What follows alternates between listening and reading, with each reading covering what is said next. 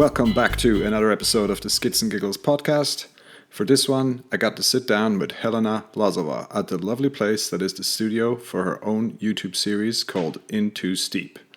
In a first for the Skits and Giggles podcast, we did record the video too, so you can head on over to our YouTube channel if you prefer watching rather than just listening in. In our chat, we cover a lot of ground, starting with Helena's journey with RideRawr, where she is trying to break the narratives which paint unrealistic pictures of what it means to ride, and to be a cyclist, particularly for women. We get to hear about her approach to design a female-specific pair of cycling bibs, their take on more inclusive events, and of course, all the laughs that go into creating content that supports her mission. With a background in rowing at the highest levels of the sport, Helena has a great perspective on what makes the different communities and disciplines so special and what they could learn from each other to make the sport more fun for everyone. For more information about this episode and the Skits and Giggles podcast, please follow the links in the description. To support the podcast, you can just share it with your riding buddies or leave us a 5-star rating on your favorite platform. But for now, please kick back, relax, and enjoy this conversation with Helena. Welcome to the Skits and Giggles podcast. One hell of a Helena. How are you going? A little Instagram cameo in there. I like it. Yeah, absolutely. I'm good. I'm a bit sore. I went to the gym yesterday for the first time in so long, and my muscles are like shaking right now. You can't see it, but I promise I'm not feeling physically in my prime. Okay. Are you doing the normal thing, which is like you think back to the last time where you went to the gym and how much weight you put on, and that's where you start? No, I started with the smallest weights they had there because I knew. No, it's really, really been a long time. And I went all in with like deadlifts and stuff. Ooh. Yeah, which is a brave move. And RDLs, like Romanian deadlifts. So my hamstrings are... Can I swear? Of course you can. Okay, they're fucked. Okay. Yeah. I also have to thank you for welcoming us to Stoke Limited headquarters here in beautiful Stans. Yeah, thanks. It's not the official address, but that's okay. Okay, well, it is a beautiful space. Mm-hmm. I'm not quite sure if we're going to put up the video. Maybe we will, maybe we won't. But now you're getting people excited when you say the words video. Yeah, exactly. So maybe this is going to be an experiment with video. Mm-hmm. But I'm stoked to have you on. I can hold that in the camera. My notes are pretty short, and there's really only two big story things that I want to talk about. You were at the house the other day. We had our dinner. And unfortunately, we talked a lot more about romance and how me and my wife met and not about what you do in cycling. And that's actually something I was really, really interested in.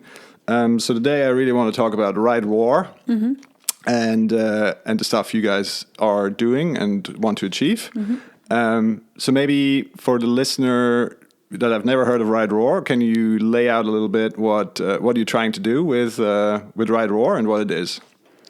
Yeah, I guess the easiest way to start is with the story of kind of how things got rolling. So Lucas, my partner, has this sock company, as you know, Dirty Socks, shout out. And they started producing some like cycling gear, like jerseys and shorts. And I got a pair of the women's shorts and I was kind of like, why are they this length and not the same length as your shorts? And why do they have like different cuts and all this kind of thing? And he didn't really have an answer for me. And I thought it was kind of a shame to be so close to production or like have that capacity to do something and not do anything about it. So I decided to host a workshop with women in Lucerne, and I told them to bring all their favorite cycling shorts or their least favorite. And we would just like throw it on the table and pick it apart and say, what kind of elements do you like and what's like a no-go? And we also did a survey. And then we took all that information and found out that there were a few things that women definitely wanted to solve when it came to their cycling shorts, and namely the pee-friendly or pee-not-friendly nature of the bib shorts. Oh, sure. And so I was like, we got to do this. And there are a few brands that have like certain solutions to it, but I didn't find they were super accessible, like from price point, and I also didn't feel like the solution was that good. So drove to Italy, met with the producer, and kind of went to the drawing board on this. And then we had a couple prototypes, and that was kind of really the like first trigger for the whole thing.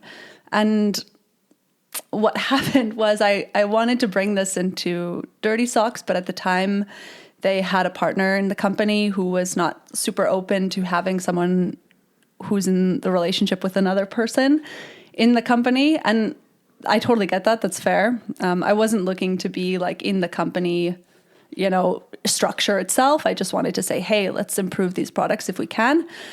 But basically, yeah, that wasn't happening. So I said, okay, I'll do it on my own. And I was riding behind somebody one day and I was trying not to get dropped. And I was thinking, I need something on this shorts ahead of me to like inspire me. I was like, I need like something to help me push through this climb.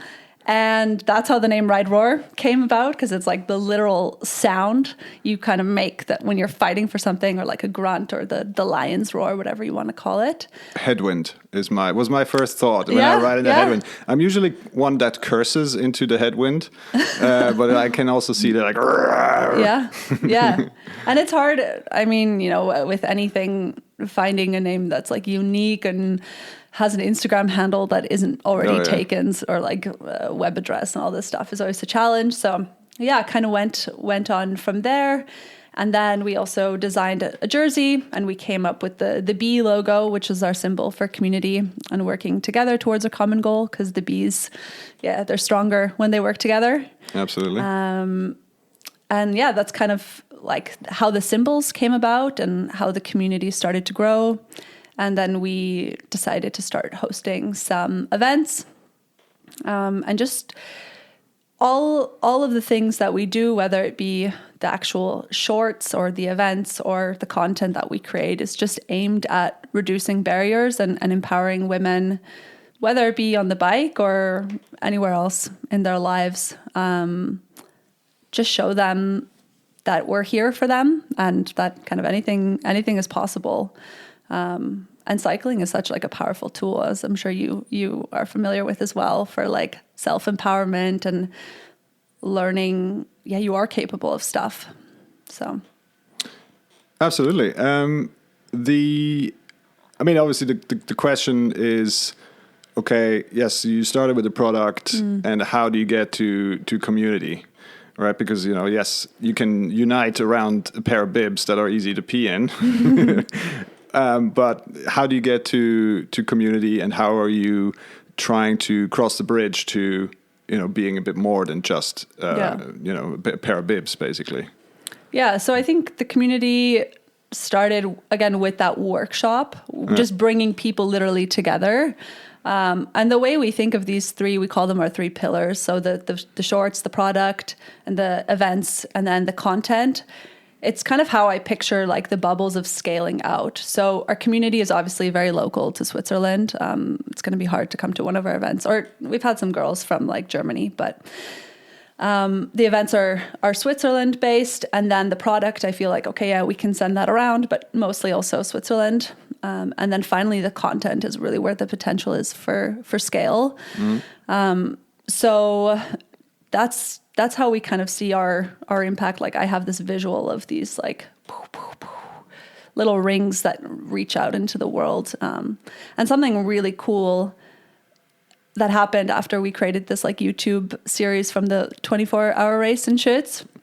I had like a woman from Spain reach out to me on Instagram, and she was like, I just watched all the episodes and translated them for my boyfriend and made him watch them with me. And to me, that's just like incredible. So that the community, yes, okay, it's events and this kind of thing, but it also has the potential to reach other countries and other people around the world. Is nuts. Oh, absolutely. I mean, we made the exact same experience. Yes, of course, very different context, but because we do have such a varied spectrum of topics that have, on the one hand, they always have like a local relevance, but some of them, they are a pretty global thing.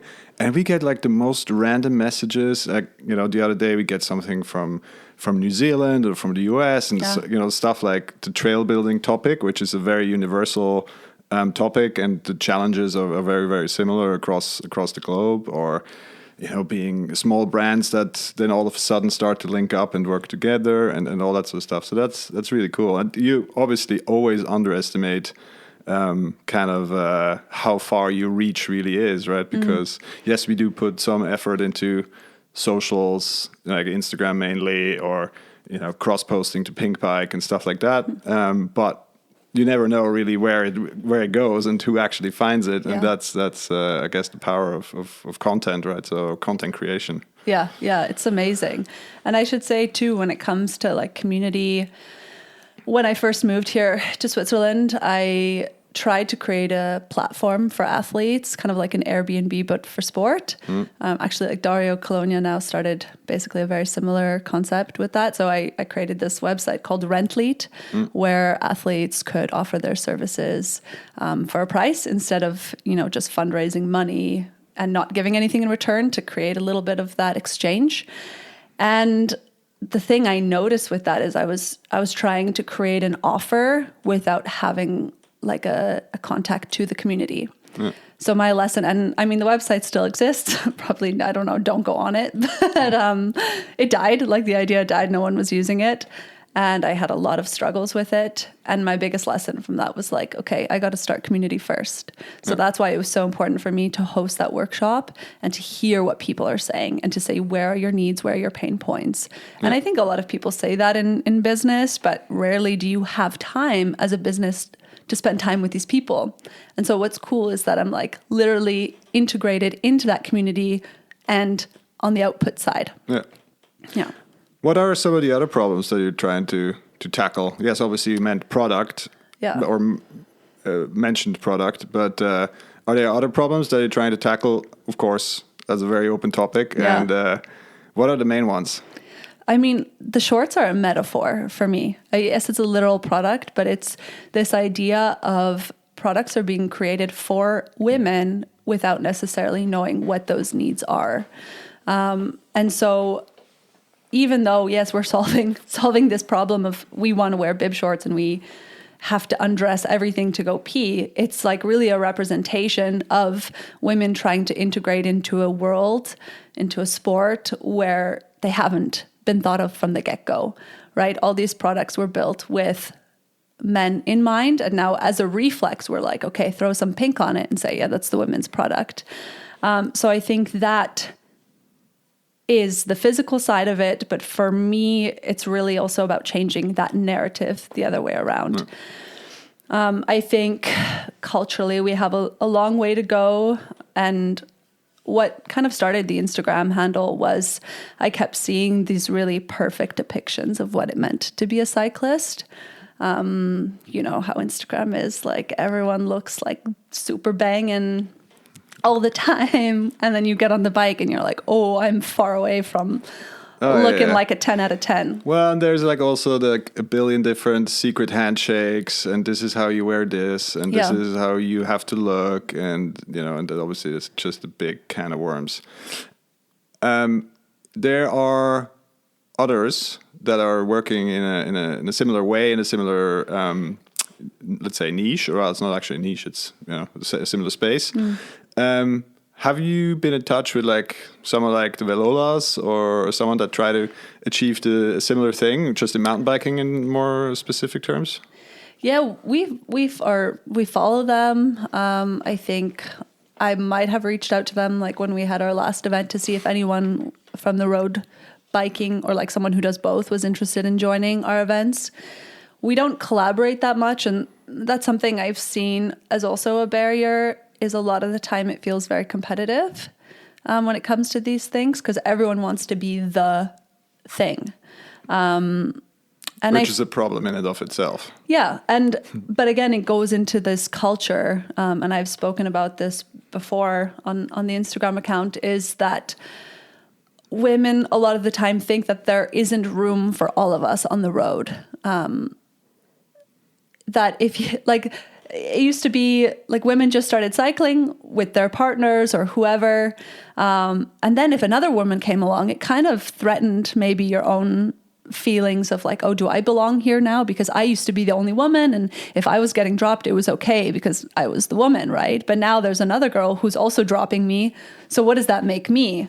So I think, obviously, I love to see more women on the road, but sometimes we don't necessarily know what that relationship is like. And same thing with these like communities or other handles or whatever you want to call it, brands. I think it's hard not to feel threatened by each other, and that someone else's success doesn't underestimate my own success. And I don't know, that's just the way I feel. And maybe I overthink things a lot. Well, I know I do. But I think that's a bit of the struggle of like, I can be happy for someone else being successful. I think it's nuts. Like you look on Instagram and you see a friend of yours looks beautiful, or wow, she did, like Strava, perfect example. I come home, I did a killer ride. I'm super proud of myself. I upload it. And then I see a friend of mine did twice as many kilometers and twice as many elevation meters. And suddenly I don't feel so good about myself. Why is that? Why can I not feel proud of her and of myself at the same time? That is, yeah. I mean, that obviously is kind of the whole issue that a lot of people take with these, not only fitness, social networks, but also whatever, be it pure physicality like Instagram and all these other things that I'm far too old for. So it leads to this, you're only sharing like the best version of yourself, right? And I know a lot of people on Strava, and they don't admit to it, but they do that. They literally only show like the gnarliest stuff on their thing, and then they don't share like the commutes or because I'm like super transparent. Yes, I ride a lot, and maybe a third, even some years, half of my riding has been on the trainer, and I don't really care. I mean, it's like, why are you sitting only on the trainer? What the hell are you doing? You're not even riding. It's like, well, yeah. It's the package, right? So that's it's all. I don't want to create that view of myself. If ever someone looks at me and is like, how does he does it? How does he do it? I don't want to create that perspective it's like, well, he only has like 2 gnarly rides in a year where he's like doing 300 kilometers and 20,000 meters of climbing or whatever it is, right? Yeah. So it's like, if you look at it in summary, it should make sense, I guess. But I see how that can. Yeah, it's a competitive, judgmental space.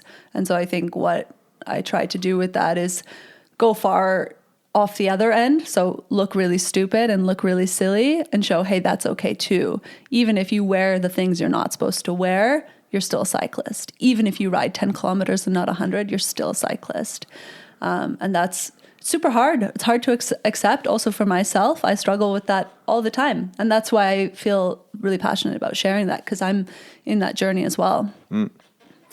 But yeah, I noted that, cruising through your Instagram, I mean, some of the reels you put together, they're like hilarious. And I can see how that would just drive a traditionalist completely nuts, right? Like wearing baseball caps under your helmet, or I don't know, jorts with a lycra jersey or whatever it is, right? Yeah. But I mean, it's just like people need to relax. Yeah. And sometimes I feel like mountain biking is a bit better in that, because there is just, I don't know why, but there's a bit more fluidity between the different genres of mountain biking. And in some areas it's okay to wear lycra, and others it's not, and baggies and t-shirts and this and that.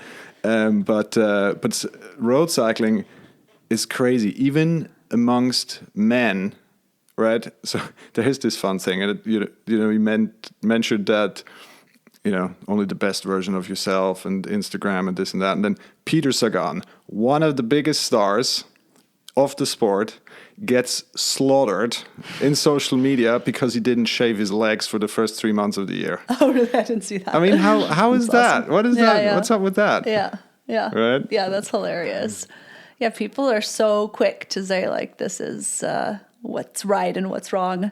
Something I thought was maybe similar to that in mountain biking could be like the e-bike introduction, right? Like that maybe got a lot of hate at the beginning as well. Like if you're riding an e-bike, you're not a real mountain biker. Or I don't know how you see that evolving. I'm pretty relaxed. I think at this stage, I accept it as just another bike. Yeah. I personally don't ride e-bikes, but I can see why someone would want to ride an e-bike. Yeah, it's just another tool. And every person out on two wheels having fun in the sunshine or in the weather or outdoors in general is a net positive for me. And, if that person is, instead of sitting on the couch Yeah. and doing nothing, is buying himself an e-bike to do his half an hour in the forest or whatever, then that's a net positive for me. Yeah, but what do you think the culture, like, that's your perspective, but what do you think, like, the overall vibe is from the community? Well, I guess, it's exactly that, right? So I think it's starting to be accepted as just another bike, right? As it's the same as, one person can be on a cross-country bike and one person on an enduro bike. They can go for a ride together. So what's the big deal of having a third person with an e-bike? Yeah. Speaking of, I just 2-3 weeks ago, we're on a mountain bike weekend in the mountains, and it was a mixed group. They were like, there was 10 guys on trail bikes and one guy on e-bikes. It worked out perfectly fine. Yeah. Right.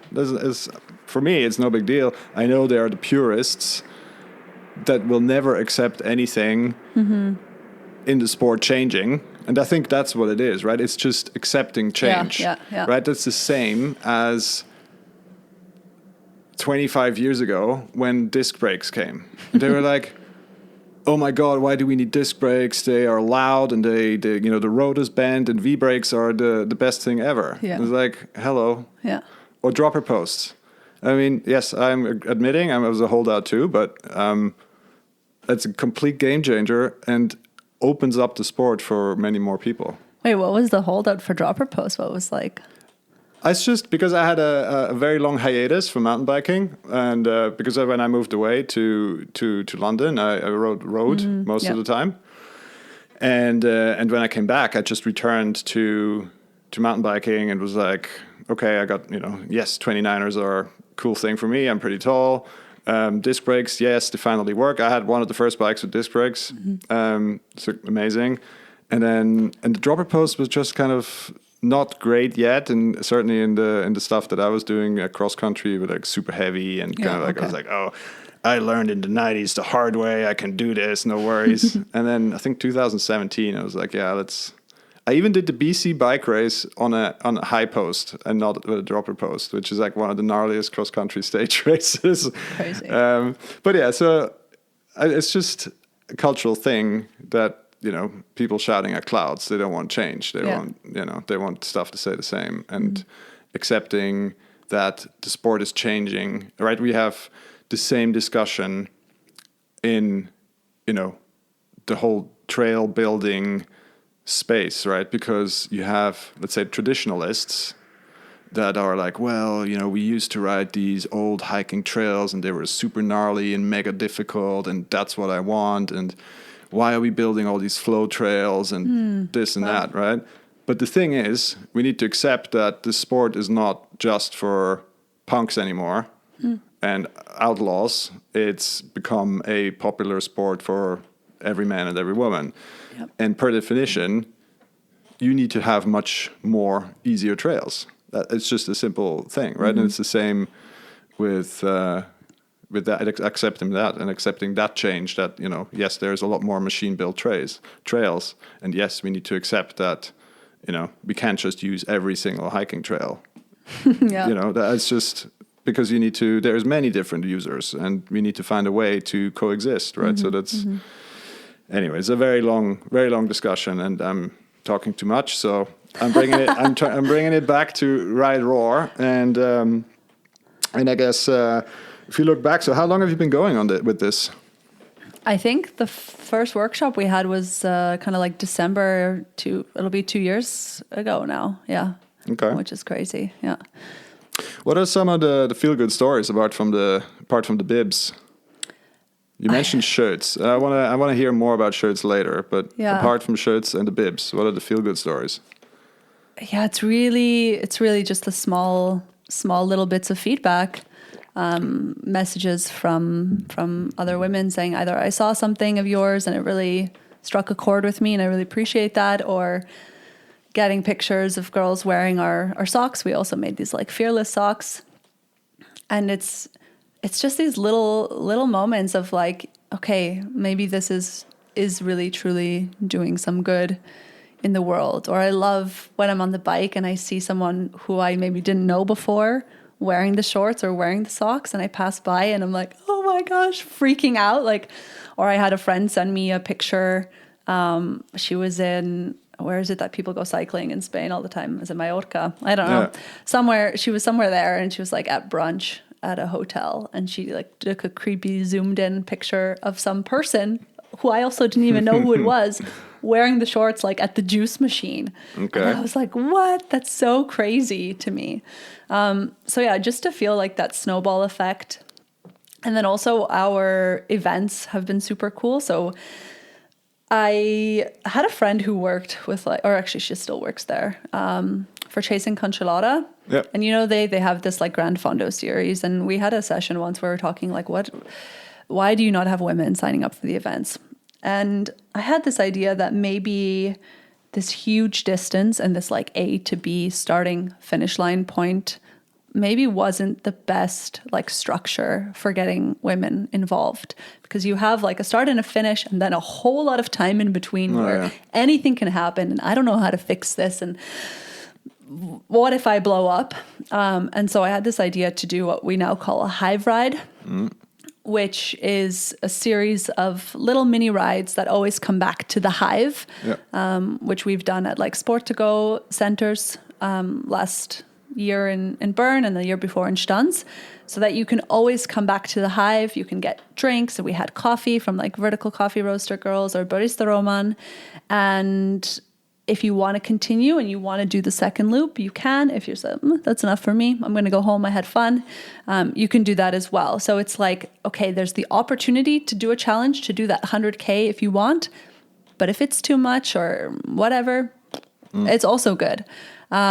And the first year we did it here in Stans was middle of April. I woke up, a couple centimeters of snow. Oh, nice. I think I might have cried. I cry a lot at things, so it's very likely. And I was like, nobody's going to show up. Fuck. Okay, but we head down anyways. We start setting things up. The Vertical girls show up as well. They drove all the way with their big coffee wagon to help set up. And I was like, fuck, nobody's going to show up. And 10 minutes in, like a group of 6 women in full, rain, winter, everything gear, pull up on their bikes. And again, I could have started crying. I was so moved. People I didn't know, never met before. They came from Zurich, they came from Basel with the train together, and I see them pull up. And I was like, holy shit. I felt so inspired. I was like, if these women, that day, no one would have gone riding alone, right? Like you look at your window, you're like, I'm never gonna, why would I go? But because we had the power of each other, we still went for a ride. And that was crazy. And it was so fucking cold. Like everyone had plastic bags over their feet, and we rode and it was like snowing, and then in the afternoon it was raining and hailing, and it was so gnarly. And I was so proud of these women, because literally no one else was on the road that day except for us.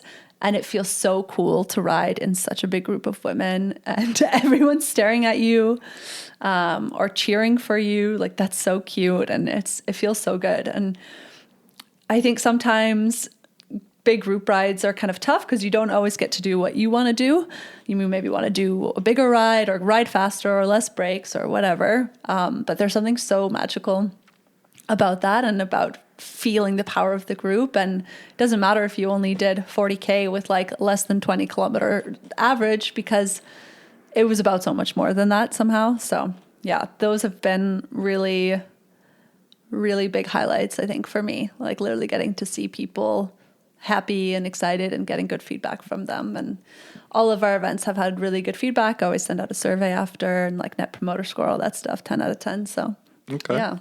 Nice. Oh, you're being very scientific about collecting the feedback. Yeah, well, it's important for me to know that we are, again, actually answering the needs of the women. So during our high rides, we also do like a mechanic workshop. Yep. In the first year, we did changing the tires, and then we got some feedback saying, hey, it's really great, but also I'd like to learn how to change my brakes. So then that's how we integrated that into this year. And that's just always so good to practice. Also in the winter, I think it was like last February or January, we went to Café Kranz in Lucerne and just did changing the tires. We drank wine and changed tires. And that was the thing. Or like, it's just something you have to practice like 10 times over and then you get it. Because you don't change the tire. Maybe in biking, it's a little bit different. But yeah, you get a flat tire twice a year, maybe. And then you're like, oh shit, what do I do again? So, yeah.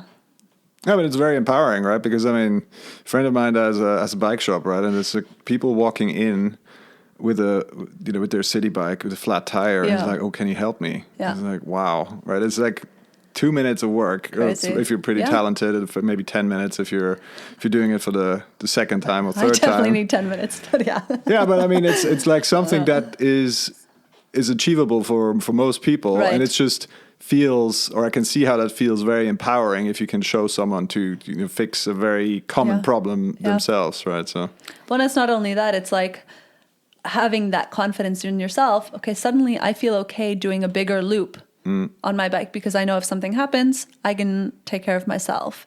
And I think that's a huge, huge tool to have with you, or even these Grand Fondos or whatever. Just knowing you can figure shit out yourself is... It's insane. Yeah. Absolutely. Yeah. Okay. You're obviously those are the feel good ones, but I guess what are your biggest 3 to-dos? Oh my gosh. That you want to achieve? Still have to achieve your mission.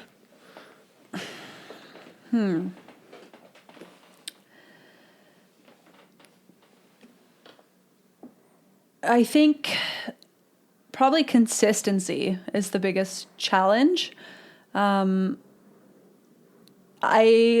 We work really hard to get those women to come to those events. Like you really got to push for it, sending newsletters and all that stuff. And I would love for it to be a little bit more of that spin wheel.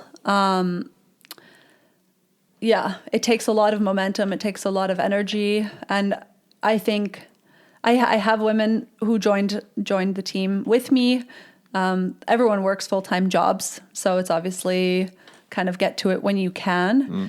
But I think the more that women join in on the movement, the easier, it's momentum, right? It's like just the easier things go.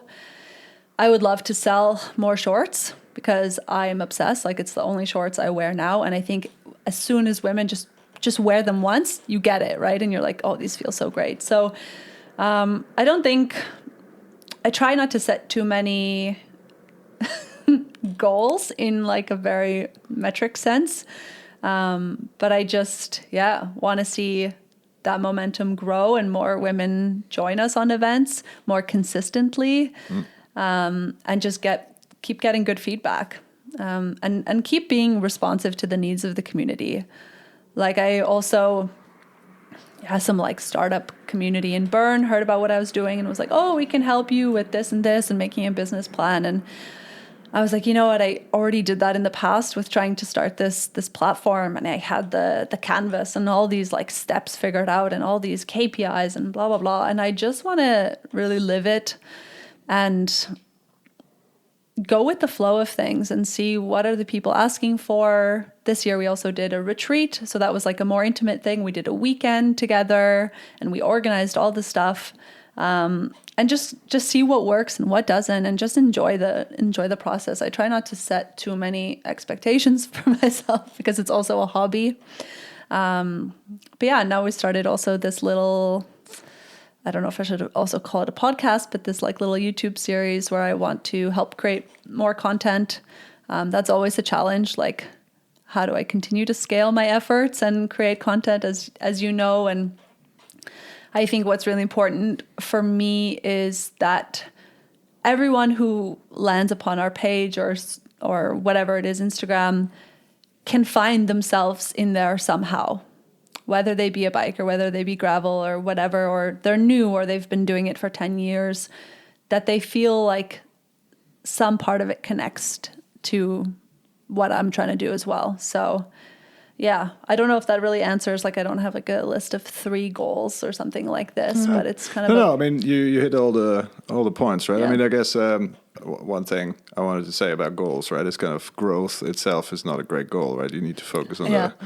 the process, right? That's the same as focusing on winning the gold medal, right? Yeah. You need to, that can't be the goal, right? The goal Yeah. needs to be to execute as best as you can and follow the principles that you set out for yourself. Yeah. And then the growth or the medal or whatever it is the natural conclusion of that process. I think what's really hard for me is I am like a big feeler, and instead of looking at some kind of metrics, I just think of like, does it feel like we're on track? Does it feel like, and it's also probably partially because I'm very much leading the show a little bit. So I only have to have that dialogue mostly with myself. We do kind of like check-ins as a team and these sort of things when events are happening.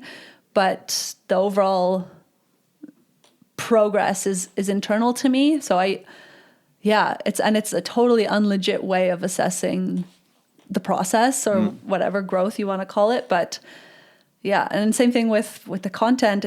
It just has to, people are like, oh, what are you going to talk about? And I was like, I don't know. Like, I just want it to feel right. Yeah. Like, try having a relationship with me. Like, what do you want out of the show? Well, I just want it to feel good. It's very non-tangible and non-actionable, but yeah. Exactly. Okay.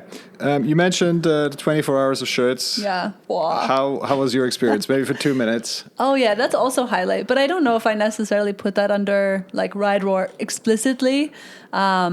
But it was a bit of a platform for that, for sure. So yeah, I had actually, I mean, I've done mountain biking as a child, like this and that, but I never really got into mountain biking. And then Lucas, my partner, was going to maybe sign up with his brothers. And I just heard about this for the first time. And I was like, oh, what a stupid idea. 24 hours riding around in circles. So dumb.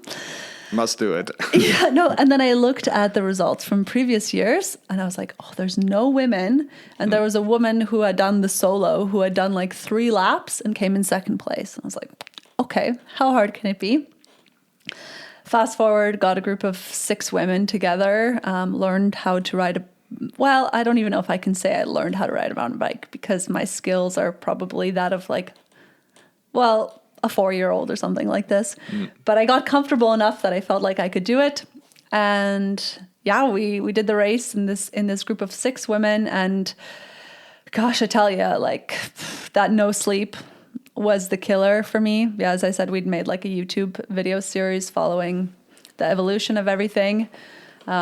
But for me, like physically, my legs were all right, but the no sleep was a disaster. And then I tried to drink a ton of coffee, and then I felt super sick, and then I started crying. And yeah, but it was a lot of fun with the girls, and you get to know each other, as I'm sure you experienced as well, in like a totally different level. At 3 a.m, the like real shit comes out of people. All the tensions you have. Yeah, but that was tough too, like from a leadership position, because it was kind of my fault that everyone was there. And then when it came to choosing like sleep shifts, so we did 2 groups of 3, and then they would go to sleep. The first group of 3 would go to sleep from 10 till 2, and the other group of 3 would ride, and then we would switch. And I can't fall asleep easily, so my preference would have been the later group from 2 to 6. But there was another girl who was like, oh, I would rather have that. And then I was like, okay, I have to shut up and basically just take the bullet on this one, because I felt the responsibility for that. And then, of course, I didn't sleep for a second. And I don't know if you guys had the DJ there. Was there a part? Fuck. Hey. Yeah. Yeah, no, I think we did an entire debrief episode on our experience, but I think we were lucky that we were relatively far away from the main area. And I think I just fully accepted that I'm not going to sleep. And then I went in super rested. So like, okay, we just came back from holiday, 2 weeks, sleeping 8-9 hours every night. Pretty cruisy. I knew I could deal. I mean, I can deal with little sleep, and then so I accepted and embraced it. And I maybe had to lie down for like 20 minutes. I think Bryson tried to sleep. Yeti tried to sleep, but yeah, just little bits here and there. But yeah, it was a cool experience. It was a cool experience for sure. And I think that's what, like, had we planned to sleep, or we hoped, everyone brought like super nice bed setups and all this stuff. We had such a sick tent. So then when I wasn't getting the sleep, that was super hard. And then, yeah, just the DJ, the bass pumping, and then the radio, or not the radio, the like announcer guy comes on, is like, this person's coming through the finish line. And so I laid there for 2.5 hours trying to sleep, and then I was like, okay. Well, at least for us, they at least had a break between, I think, 10 or midnight until 6 or 7 in the morning, where the announcer wouldn't. Oh, really? Talk. No, we had them. I guess maybe that was feedback. Exactly. Maybe they watched the video where I was like, swearing profusely. All right. But yeah, I think I don't know if I would do it again, because I really need to sleep. Like I don't function well. But I also would do maybe a group of 4. That was like our takeaway too, that the 6 was like a little bit, hard to get into like a rhythm properly. Yeah. And we also had girls that would just do 1 lap. And then some girls wanted to do more, but then you have like an uneven, it's hard to plan. Yeah, because that's why we start. Our base plan was to do 4 laps, and then only if something would not go great, as in, let's call it by the name. If Bryson would fall apart, then we would change it. But that actually, that helps. So to have a plan and kind of because then that allows you to. Then right, if he's doing 4 laps, he's going to be roughly an hour. Therefore, I know I have like 2-3 hours that I can chill out and stuff. Yeah. Anyway. Yeah, and we were the only women's team. That was really cool. So there were like some little girls that were volunteering there, and they came up to us and they were like, wow, you guys are like all girls. So maybe they were racing. I should have looked into that this year. But those are also kind of like those little moments where you feel super proud. And there was also a woman there, like on the course. I guess they changed the course this year, but there was a woman there who was there all night long cheering for every single person. And then when I was super sleep deprived and not feeling good, when I would ride by her, I would just start crying because it's so powerful. Like that shit really hits you. I don't know. No, we had the party tent out on the field. Yeah. That was like, they were partying hard all night and until the rain started in the morning. But then they packed it in. Okay. But that was really good. Yeah. Okay. Right. We haven't talked about you. So tell me how you fell in love with cycling. I'm so used to the conversation we had at your place. I thought you were going to ask how I fell in love with my partner. No, that's for another day when I have him on. Yeah. Oh, no. Some cross-referencing facts. I think truly fell in love was coming to Switzerland because just, wow, what a place here. The roads are just so amazing. Should I wait until this guy passes? You hear the helicopters flying, practicing their twists and turns. I started cycling like as cross training for rowing, but in Canada, and I mean, Canada a little bit, the roads for road cycling are super lame. Like you have, 20 kilometers of a straight line, and then maybe you have a 90-degree turn. Especially where you're from. Yeah. BC is a bit better. True. Okay, true. Yeah, like on the islands and stuff, you have a little bit of like those rolling hills. But that was my benefit road cycling in BC. At least I had that, not just straight for 100 kilometers. Okay, that's true. And I've only been able to like go on 1 or 2 rides there, so I don't have that much experience. But yeah, a lot of it being in Calgary was probably the first time I got on a road bike properly. And there it's just you have to ride out of the city and you ride in a straight line. Maybe you make a square and you come back and that's it. So it was purely like, what's the right word? Like I was just using it as like training. And then when I came here, it's just like, wow, it's so beautiful. And it becomes something more than just training. Like I think now, usually, obviously, like I still love to be trying to stay fit, but it becomes more about like, okay, what new road can I find, or what view can I challenge my way up to? So, yeah, it definitely has a different purpose for me now, and it helps. Living here is probably one of the best places in the world. Oh yeah, it's absolutely stunning to live around here. So it's central Switzerland around Lake Lucerne, Vierwaldstätter See. Yeah. There's like some of the nicest vistas, I think, in the whole country. Yeah. Certainly when you're high up on the hills and look down on the lake and excuse me. So it's really beautiful. I can easily see how that makes you fall in love with cycling. You mentioned it, rowing. Yeah. I know the details, but Luki and I, we had a long drive, and he gave me the rundown a little bit, and it was not just a little bit of rowing. Okay. It was, you were trying to get like to the pinnacle of the sport, to the Olympics. I don't want to hear the rest of the details, but what did you take away from rowing and the experience to try for the ultimate level of competition? And what did you take away from that to cycling that you're using in cycling today? I think it's not going to be maybe the answer you would want. Like, I don't have anything about determination and all this stuff. I think it's more just like learning to enjoy the process. I think you just have to have fun sweating and suffering and take each session as like an opportunity to get to know yourself. You get in a boat or on the rowing machine or on the bike, and you end up having a conversation with yourself, maybe not literally or even in your head, but the challenges that you face and the soreness of the muscles or whatever it is that comes your way, steep climbs, rough waters, legs are blowing up. It's really just a trigger for a conversation with yourself and not what am I made of? It's actually probably the opposite. It's like, what are the things that make this feel harder than it is? Or it opens up such a can of worms. And I think that's so beautiful.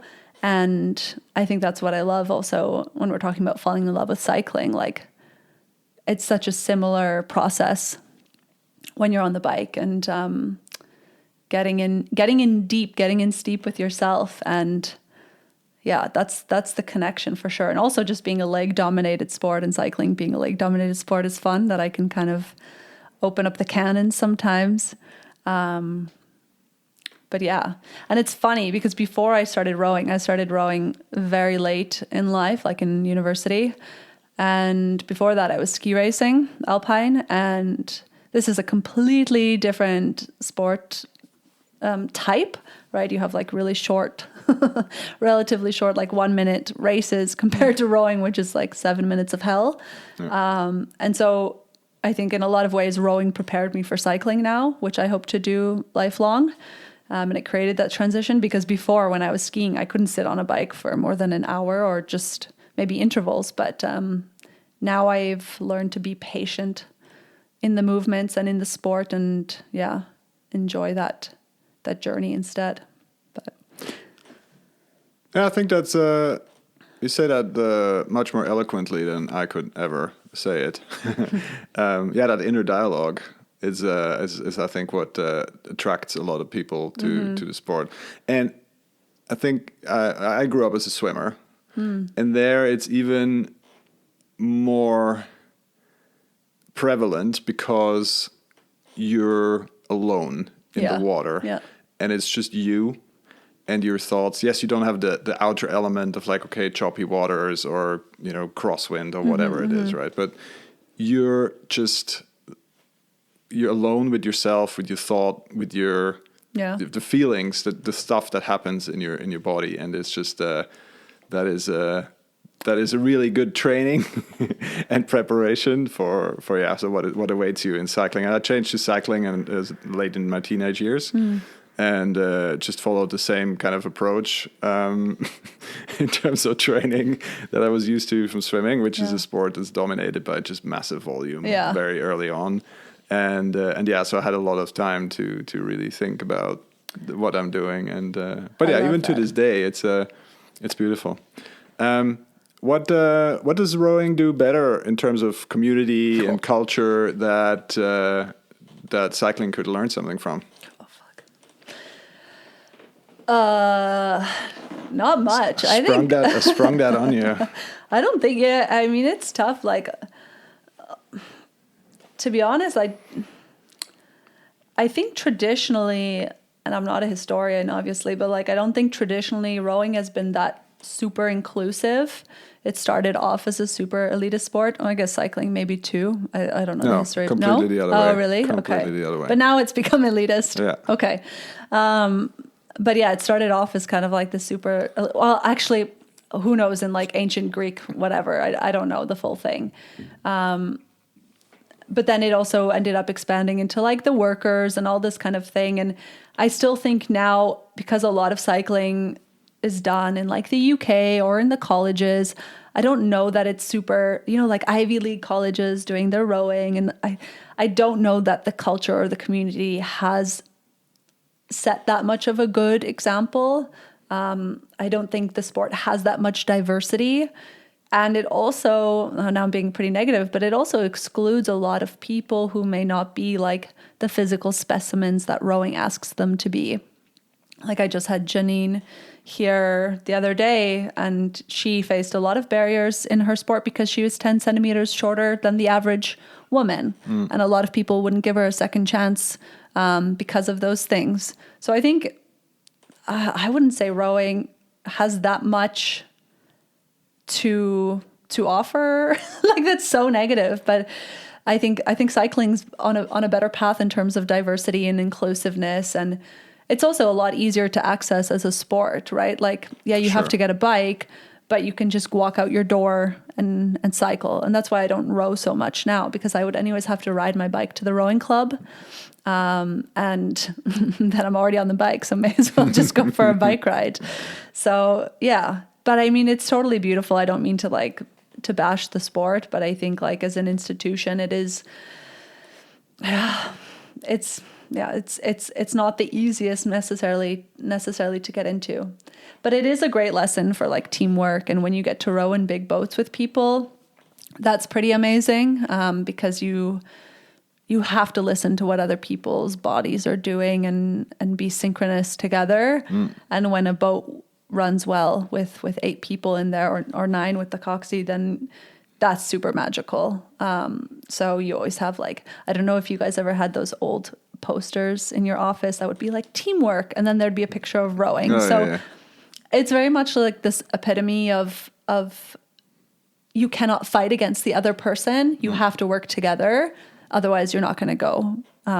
So maybe that's something from the sport itself that, learning to work as a team and read each other's cues and learning how to communicate with just your bodies, or that's really special about the sport for sure. Getting to know each other. But in cycling, unless you're on a tandem bike, I don't know. Well, I guess you can liken it to riding in the peloton or riding in a breakaway and kind of being in tune what's happening around you. Obviously, there's a lot of different elements in cycling that go into that as well, right? In terms of tactics and all that. But I mean, I guess if let's say the peloton works as it should, but it's just this unit that moves along in a fluid and efficient way, then it's kind of similar to when a rowing boat of 8 people with a coxie is kind of doing its thing. Yeah, or maybe like when you guys ride those marathons in pairs and stuff. Like I've heard people talking about some challenges with riding with someone you've never, you sign up for a race and then you need a backup person to come in.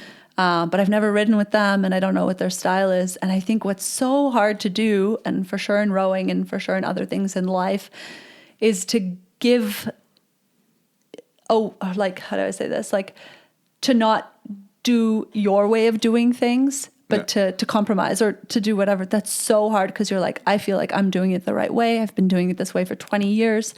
It's faster. It's more efficient. You should adapt to me. And it's so freaking hard to say, no, you know what? I think the best thing is I'm going to adapt to you, or we're going to adapt to each other somehow. That's insane. And if you can do that, then you can do anything. Probably. Yeah, absolutely. I guess the best teacher for throwing your own agenda out of the window are kids. They just don't really care what you want in terms of. Yeah. So I mean, you need to be a bit more flexible in terms of whatever you wanted to achieve for that day or whatever, right? So, and certainly if you then try to bring them into cycling. Yeah. Yeah, but as an athlete, that's super hard, right? Because you've been like perfecting your craft for how long, and then someone comes who does it completely different than you, and you've had coaches who've been telling you that's all wrong for this amount of time, and you have to kind of, as you said, throw it out the window and do what's best for the team. Absolutely. Yeah. All right. We have a new tradition on the podcast where we ask our previous guests to submit a question for our next guest without knowing who they are. And we have a great one for you. Okay. It's been asked by our former guest, Darren Mace. And he wanted to know, what have been your toughest cycling moments? 24-hour race. No, just kidding. Oh my gosh. I can't believe we're at this point already in the discussion. It's gone by quickly. I don't think I can pinpoint one moment. I mean, I've bonked like so many times. I've hit the wall. Actually, one time, like after the 24-hour race, we had planned to go on holidays after, and I thought, oh, what a great time to do some like passes. And what is it like? Albula and the other one, like to make this... the one around Davos, Albula and Flula. Yeah, we planned to do this like the day after. That's a tough one. I had to get off the bike and literally lay down, similar to Bryson's story. That's never happened to me before. And I was just like, the world went black. I was just so trashed. But that's just like a stupid thing because I didn't sleep, right? I think in general, it's always like me against me out there. So if I'm having a day where I'm being kind of like harder on myself or not believing in myself, or fear comes in a lot. Like when I was learning to ride the mountain bike, and just like super simple things like a single track. Wait, is that what it's called? I'm totally going to embarrass myself. Single trail. Okay, single trail. No, is that right? It sounds wrong. Well, you could say single track or single trail. I mean, it's okay. We all know what we're talking about. Yeah, but let's be more inclusive. Yeah. Let's not get hung up on like stupid distinctions between like what we all mean. Yeah, thank you. Oh, trail. I feel so welcome. Okay, yeah, like stuff like this.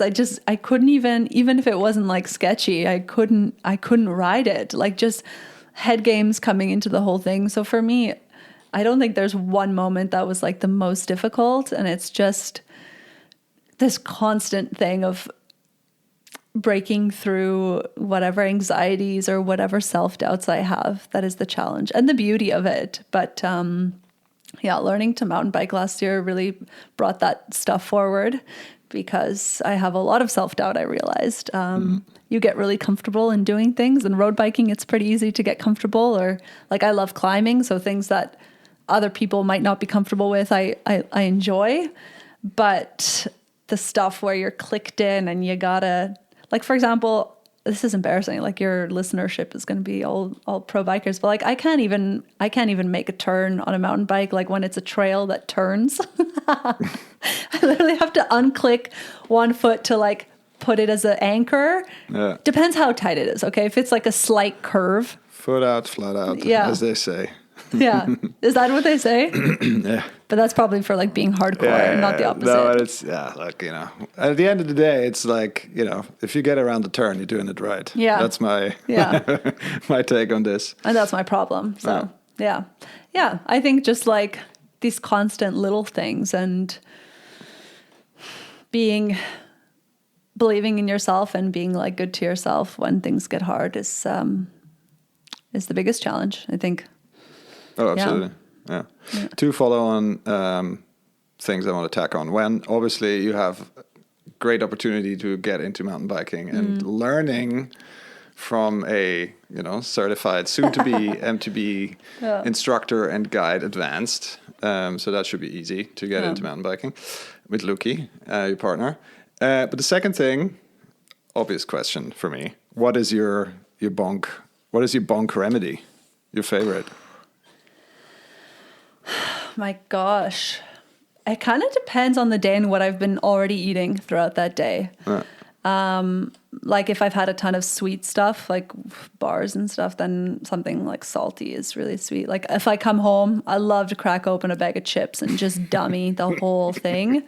Oh, that's the cure for a lot of things. Oh, yeah. And like kind of an ice cold lemonade, any kind of drink. Yeah, like an ice cold drink is so clutch. What I really miss, I mean, I wasn't cycling much in Canada, but what I really miss from Canada is like Slurpees. I don't know, like slushies or whatever you call them here. Oh, like I don't know, a cream soda. Iced drink. Yeah, like a literally like icy. It's like crushed ice drink, basically. Yeah, that I would love. But I mean, yeah, an ice cold lemonade does the trick. I don't know about, I mean, I love ice cream in general, but I don't know if that's like gonna cure my bonk. Yeah, I think it's more like a good drink and something probably salty. You need sugar fast. Yeah, that's true. I don't know. How do I deal with bonks? It's funny because Tara knows, depending on what kind of snacks I had to throw in, what kind of ride it was. And if I had to say like, I had to get a Coke. And she was like, oh, shit. Really? Oh. Ooh, was it that bad? It's like, or in the summer, I like, have you ever seen the rocket, frozen lolly things? Yeah. Those are also great. Yeah. Because they're like water and sugar. Yeah, that's true. Yeah, that would do the trick actually as well. But I think for me, I'm not that diligent. Like I mean, I don't drink Coke at home, but if I wanted one, I would have it. So it's not like that much of a special. Oh, no, it's purely for the sugar, not because I'm craving it or it's more like, there's X amount of sugar per unit. But I'm just saying, like, I don't think I would have that same conversation when I would get home because I can also not be bonked and get that ice cream or whatever. But it's more like a treat. Yeah. So like I achieved what I wanted, what I set out to achieve today. So I'm going to treat myself to a nice, cool lemonade or whatever it is. Yeah. Well, I would do it anyways, but yeah. You don't discriminate. No. And that's also something I really think is an important conversation to have is a lot of the times when you get into cycling, I think you think, okay, I can eat more now or whatever. And I love cycling because of that. I can kind of, gives me a big appetite, let's say.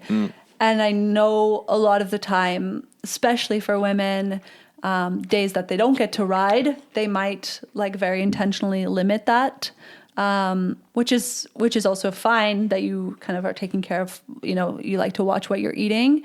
But I think a lot of the time I've heard women saying, I'm not going to eat any sweets this week because I don't have a lot of time to cycle, stuff like this. So it's so important to also when we're in recovery to like fuel our bodies. And I think in cycling, like it's shocking some of the things people don't eat on their rides. Oh, jeez. It's frightening. You should ask Luki. I'm sure he has like some gnarly stories of like training camps where they're trying to cut weight and everything. It's insane. I mean, I've heard salad and sleeping pills. Yeah. I heard last week a friend of mine joined like another small group's training camp and they drove to like Girona or something.